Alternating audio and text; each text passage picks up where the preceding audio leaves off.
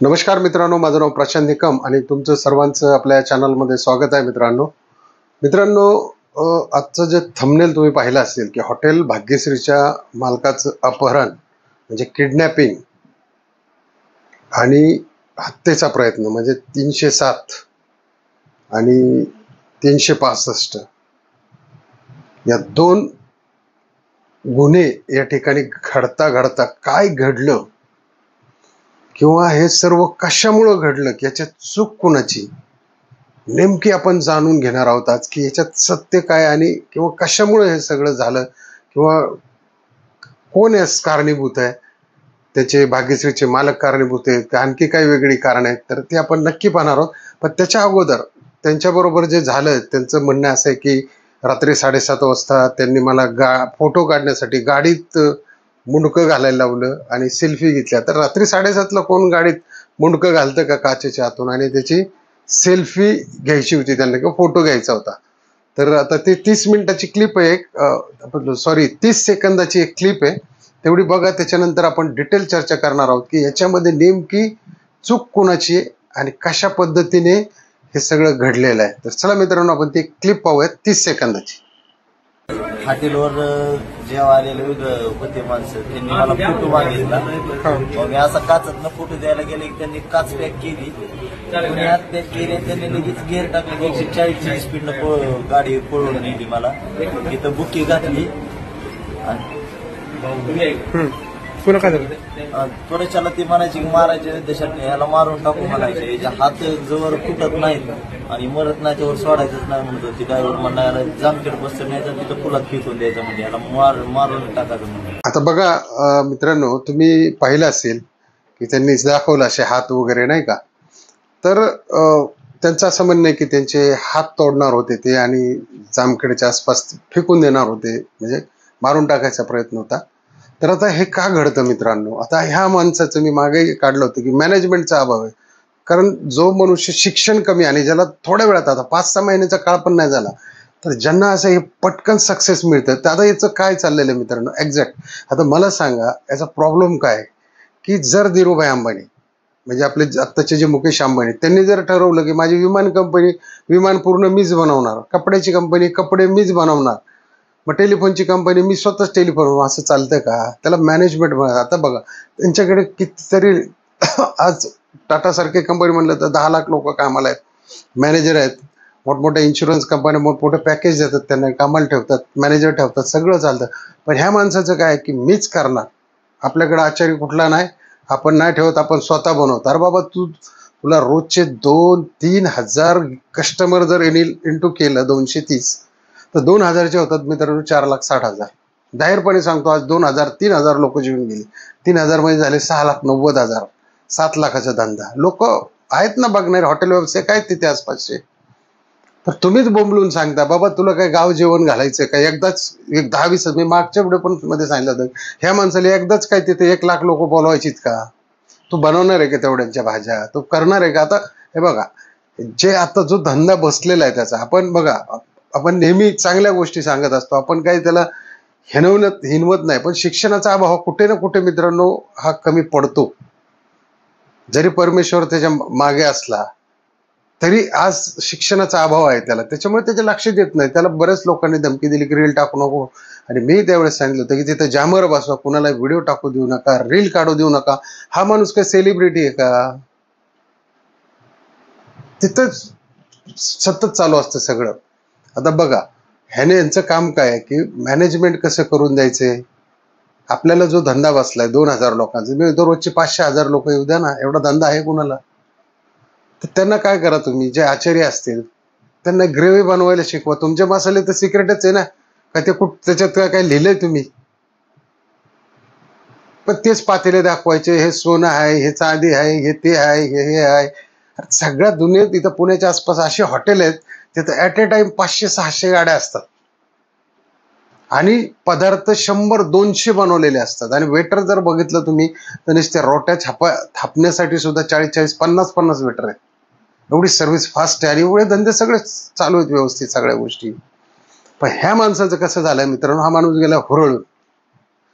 हा काय कुणाच्या हातात द्यायलाच तयार नाही. बिस्लरी मीच मागवणार, बोकडाची खरेदी मीच करणार, सगळं मीच करणार. त्याच्यामुळे हे दिवस भागावं लागतं. आता काय झालं, त्यांनी का केलं हाताला तसं, हा भाजी बनवतो म्हणून. उद्या याच्या हाताला काय झालं असतं या माणसाच्या, तर काय झालं असतं, दुकान बंद. म्हणजे ह्या गोष्टी आज समजून घेण्यासारख्या आहेत की आपण सोशल मीडियावरती आपला बिझनेस बसलेला आहे, लोक येत आहेत एकामेकाला सांगून येत आहेत, या माणसाला ऍडव्हर्टाईज करायची काही गरज नाही. तिथे हा माणूस काही मोठा सेलिब्रिटी नाही, शाहरुख खान नाही किंवा कोणी नाही. उद्या तुझा धंदा बसला झिरो, कुणी जाताना चहा पण पाजणार नाही. आणि नुसतं मराठी माणूस म्हणायचं. बाबा मराठी माणूस गुरुपौर्णिमेला सकाळी 7 वाजता येऊन म्हणतो का, आज वार गुरुवार सकाळीच 15 घेतली, आणखी दुपारी 5चा येते. गुरुपौर्णिमा ही आपल्या हिंदू धर्मामध्ये किंवा मराठी माणसामध्ये सर्वात मोठी धरली जाते. आणि तुम्ही जे कस्टमर दाखवता, गाड्या दाखवता, जळणारे लोक आहेतच ना. जळणारे लोक तुमच्यावरती भरपूर आहेत इथे. आता दुसरी गोष्ट, तुम्हाला पोलीस प्रोटेक्शन तुम्ही व्हिडिओमध्ये माहिती तर मिळू शकतं का? आता बघा, पोलीस प्रोटेक्शन मिळू शकतं, ही दुसरी बाजू सांगतो, दोन्ही बाजू सांगतो तुम्हाला मी. पोलीस प्रोटेक्शन जे फ्रीमध्ये कुणाला मिळतं, जो एखादा साक्षीदार आहे मोठ्या गंभीर गुन्ह्यातला, त्याला फ्रीमध्ये मिळतं. किंवा एखादी डोमेस्टिक व्हायलन्सची केस आहे तिथे मिळतं, 1-2 कॉन्स्टेबल मिळतात. दुसरा राजकीय नेता असेल, तिसरा एखादा मंत्री संत्री त्यांना तर मिळतं. व्यापारी असेल किंवा मोठा बिझनेसमॅन उद्योगपती असेल, त्यांना काही फी चार्ज करून केलं जातं. तर यांना मडके साहेबांना मिळेल का? तर चला, यांनी जर फुकट मागायचं ठरवलं तर मिळणार नाही, पण त्यांना काही चार्ज पे करावे लागतील. आणि वरून जर पोलिसांनी दिलं नाही तर त्यांना कोर्टातून, त्याच्यानंतर सुप्रीम कोर्टात म्हणजे उच्च न्यायालयात त्यांना जावं लागेल. मग आता हे सगळं करण्याची गरज, त्यापेक्षा तुम्ही स्वतःचं मॅनेजमेंट करा. फक्त लालचचे पोटी हा खेळ चाललेला आहे. गर्दी दाखवतो, हे बघा गर्दी, ताई कुठून आले. आता लोक काय म्हणणार, चांगलंच म्हणणार ना, जरी नाही आवडलं तरी. व्हिडिओमध्ये कसं असतं, एखादं ज्यावेळेस कपल येतं किंवा काय येतं, सगळे हा म्हणतात, आपण नाही कसं म्हणायचं. त्याला खूप एक क्रिटिक करणारा माणूस लागतो की धडकन छटकन, हे बाबा तुझ्या ह्याच्यात 2-4 पीस येते, असंच आहे, ते तसंच आहे, हे तसंच आहे. तसे लोक काय करतात, व चला. मग ह्याला काय झालेलं आहे की मग अजून हे 400K फॉलोअर झाल्या. सगळ्यांना होतात, ते सगळ्यांना होतं. 400K फॉलोअर झाले म्हणजे काय रोज तुमचे ते 400Kच व्हिडिओ पाहणार आहेत का? हे होत नाही. आणि पोलीस प्रोटेक्शन मिळू शकतं, थोडेफार पैसे तुम्हाला त्याची फी हे करावी लागते. पण त्याच्या अगोदर तुमचा ॲटिट्यूड याच्यामध्ये किती महत्त्वाचा आहे, हे सगळ्यात महत्त्वाची गोष्ट आहे. पूर्ण गोष्टी या ठिकाणी लक्षात घेण्याची गरज आहे. कारण विषय कसा आहे मित्रांनो, की या ठिकाणी हा आता सेन्सिटिव्ह विषय झालेला आहे हॉटेल भाग्यश्रीमध्ये. कारण काय झालेलं आहे की याची ॲडव्हर्टाईज प्रमाणापेक्षा जास्त झालेली आहे. सोशल मीडियाने तुम्हाला माहिती आहे, एकदा जर एखाद्याला डोक्यावर घेतलं तर त्याचा विषय राहिलेला नसतो. आणि अशात आपण हरवळून जायचं नाही. हाच माणूस म्हणतो अंगठाच्या पाव. मग तिथले जे उद्योजक असतील किंवा आसपासचे उद्योजक असतील, जिल्ह्यातले असतील, जिल्ह्याच्या बाहेरचे असतील, त्या रूटवरती असतील, त्या हायवेवरती असतील, लोकांना वाटतं की आपला धंदा होत नाही, 5-7 लाख रुपये धंदा होतोय रोजचा, म्हणजे 1.5-2 कोटीचा महिन्याचा टर्नओव्हर. मी मागच्या व्हिडिओमध्ये पण सांगितलं होतं की यांना सेल्स टॅक्स म्हणजे सीएची गरज आहे प्रामुख्याने. बाउन्सर तर ठेवलेले, वार सोमवारचं बंद ठेवलेलं आहे.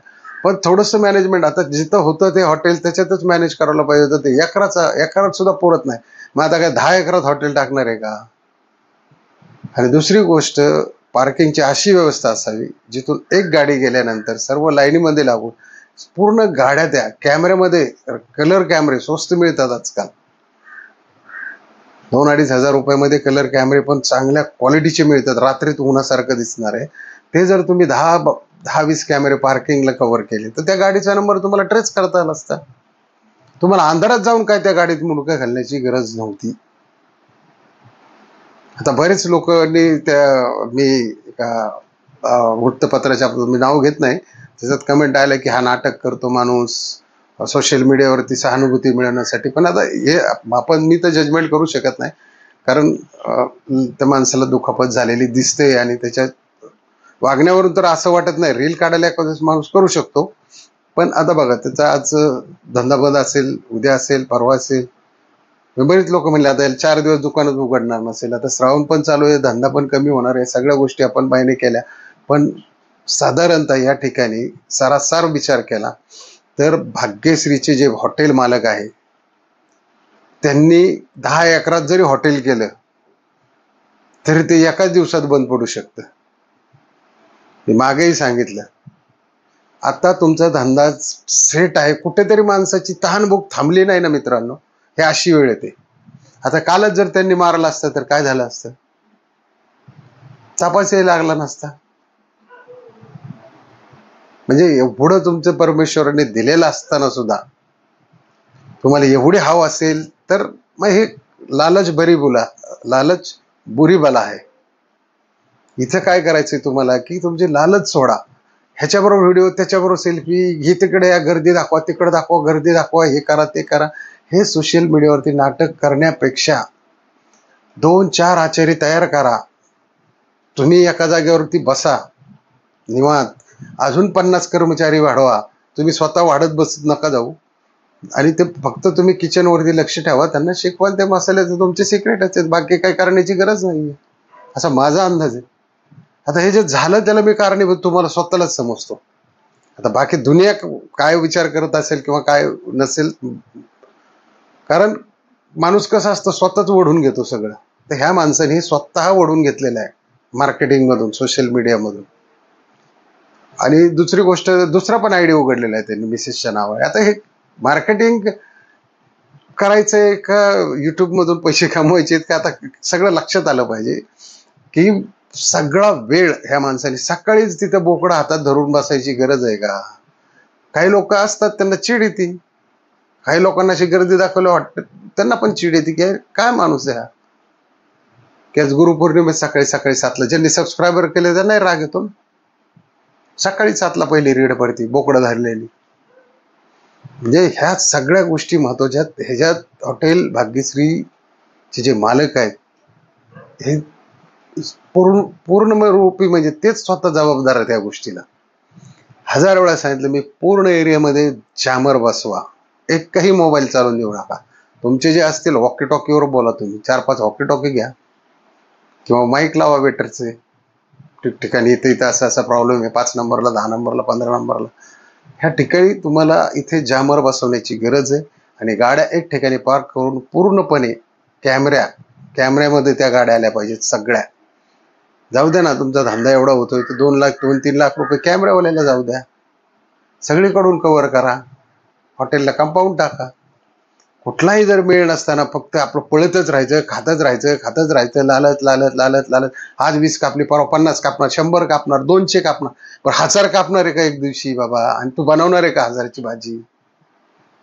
हे मेंटली डिसऑर्डर झालेला माणूस आहे, एक हुरळून गेलेला आहे. कधी नाही आलं आणि घटकन गिळलं, अशा पद्धतीने याचे लोक ही याच्यात सहभागी होतात आणि यांना याची किंमत मोजावी लागते. आता थांबण्याची गरज आहे. आपलं पोट आहे, आपण भरल्यानंतर तर थांबतो का खातच राहतो पोटेपर्यंत? तर मित्रांनो, हा आपला एक नैतिक सल्ला होता हॉटेल भाग्यश्रीच्या मालकांना. कारण ते म्हणतात मराठी माणूस, तर मराठी माणसासारखं पण तुम्ही जरा व्यवस्थित सगळ्या गोष्टी कॉपरेट करून हे करा. आम्हाला कुठल्याही गोष्टीशी हे नाही आहे, पण इथून पुढे तुम्ही अजून नियोजन वाढवा. सीएनना भेटा, एखाद्या हॉटेल मॅनेजमेंटवाल्यांना भेटा, वेळात वेळ काढून 2-3 दिवस हॉटेल बंद करा श्रावणात. आणि हॉटेल मॅनेजमेंट काय असतं, खूप मोठमोठी लोक आहेत, पुण्यामध्ये आहेत, आसपासच्या सिटीमध्ये आहेत. तुम्ही जा तिथं भेटा की हॉटेलला असे प्रॉब्लेम्स आहेत, मी काय करू. तुमचा धंदा तर 8 दिवस बंद असला तरी चालणार आहे, महिनाभर असलं तरी चालणारच आहे. मग ह्यात चुका जोपर्यंत तुम्ही शोधत नाही, तुम्ही म्हणता आम्हाला जीवे मारणार आहे, आम्हाला हातपाय मोडणार आहे, ते तर हे बघा, त्याच्याकडे तुम्ही जर लक्ष देत बसले तर तुम्ही धंदा करू शकत नाही. सध्या तुम्हाला हॉटेल मॅनेजमेंटची गरज आहे पूर्णपणे, हे मी तुम्हाला छाती ठोकून सांगतो. कारण तुमच्या रील्स मी पण पाहत असतो, आपण रिप्लाय करत नाही. पण आज काल जे झालं बुधवारी रात्री, ती रील पाहिल्यानंतर थोडं वाईट वाटलं मनाला की हा माणूस किती पळतोय पैशासाठी, लालचेसाठी. त्याचे हे परिणाम आहेत मित्रांनो. चला मित्रांनो, व्हिडिओ आवडला असेल तर नक्की सबस्क्राईब करा, लाईक करायला विसरू नका आणि शेअर जरूर करा. शेवट हा व्हिडिओ भाग्यश्रीच्या मालकापर्यंत पोहोचला पाहिजे.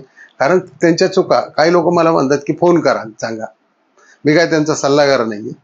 कारण हे सोशल मीडियावरती मी का टाकतो की हे प्रत्येक हॉटेलवाल्याला कळलं पाहिजे. हॉटेल बरीच आहेत तिकडं, धाराशिवमध्ये भरपूर आहेत, तिथल्या तिथंच त्यांची कॉम्पिटिशन चालू आहे. कधी त्यांनी मोठमोठे हॉटेल जे चालतात, आता पुण्यापासून सासवड रोडला जर तुम्ही गेलात तर तिथं हॉटेल गारवा आहे, भरपूर हॉटेल्स आहेत तिथे. तिथे बघा तुम्ही, गाड्या किती लागलेल्या असतात, भाग्यश्रीच्या दुप्पट तिप्पट गाड्या लागलेल्या असतात. वेटर किती आहेत, काय मॅनेजमेंट आहे, काय केलं पाहिजे. का तिथला मालक एकटाच बनवत बसतो सगळ्या भाज्या? नाही, आता मीच बनवतो. आणि तिथं क्वालिटी क्वांटिटी सगळ्या गोष्टी सगळं मिळतं. पण हा माणूस फक्त हे सोशल मीडियामुळे बिथरून गेलेला आहे. लोकांनी त्याला अजून येडा केलेला आहे. हार घाल, तुरे घाल, हे दे, बुके घेऊ, हे कर, ते कर. आणि नॉनव्हेजचं हॉटेल आहे मित्रा, तिथं लोक दारू पिऊन येणार, तुला येड्यात काढणार. त्यामुळे आपण येड्यात निघायचे का नाही? तुम्ही जसे सल्ले देता की पोराने असं पैसे उडू नये, दारू पिऊ नये, पण काहीतरी सल्ले आमचे सुद्धा ऐकत जा, जेणेकरून तुमच्या धंद्याला भरभराट यावं. आणि पुढची जास्त लालच, आता मी सांगितलंय तुम्हाला, हाय तो धंदा बसवा, तो मोबाईल बंद करा, मोबाईल कोणाची घेऊ बी नका. हॉटेल भाग्यश्री दर सोमवारी बंद राहील, इतर वारी चालू असेल नसेल, जेवढं गिऱ्हाईक येईल तेवढंच करा. चला मित्रांनो, पुन्हा एकदा जय हिंद, जय महाराष्ट्र. व्हिडिओ आवडला असेल तर नक्की सबस्क्राईब करायला विसरू नका.